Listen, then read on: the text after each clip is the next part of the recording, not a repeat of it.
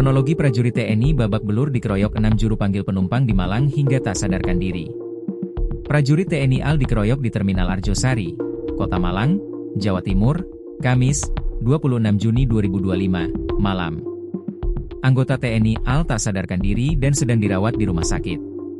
Kepala Terminal Arjosari, Mega Perwira Donowati, mengungkap kronologi pengeroyokan terhadap prajurit TNI AL tersebut. Mega Perwira mengatakan korban dikeroyok oleh sekelompok juru panggil penumpang, Jupang, sekitar 5 hingga 6 orang. Prajurit itu terluka di bagian wajah dan dilarikan ke RSUD Saiful Anwar. Kronologi awal secara garis besar diawali dengan cekcok.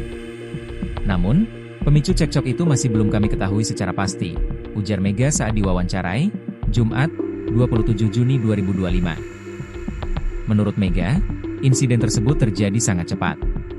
Korban tiba-tiba diserang oleh para pelaku secara membabi buta.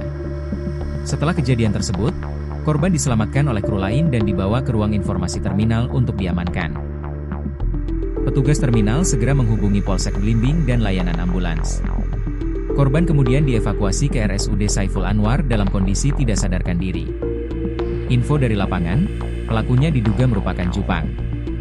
Namun, kami masih perlu melakukan pendalaman lebih lanjut untuk memastikan tidak ada pihak luar yang terlibat, kata Mega. Pasca kejadian, aparat dari kepolisian dan polisi militer Angkatan Laut, Pomal, langsung turun ke lokasi. Hingga kini, 3 orang terduga pelaku telah ditangkap, termasuk upaya pengejaran terhadap seorang mandor Jupang bernama Takim. Kasus ini ditangani bersama oleh kepolisian dan Pomal. 3 orang sudah diamankan, sementara yang lain masih dalam pengejaran, ungkap Mega.